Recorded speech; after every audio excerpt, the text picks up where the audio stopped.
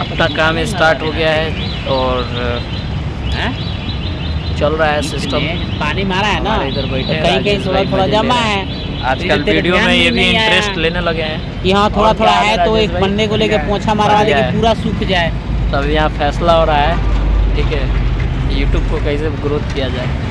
आवाज़ क्लियर नहीं आ रहा है मेरा वीडियो में, तो अपने पास चीप क्वालिटी का ब्लूटूथ है तो भाई कैसे आएगा। राजेश भाई ने बोला आपका आवाज़ बहुत कम सुनाई देता है। अभी भी मैं देख के आया था, बोले भाई कह रहा हूँ जिसके पास जितना रहेगा उतना ही में तो करेगा, तो मार देंगे। तो बोलेगा ठीक तब है, तो देगा। इसका भी पॉइंट अच्छा था। तो चलते हैं, स्टार्ट करते हैं।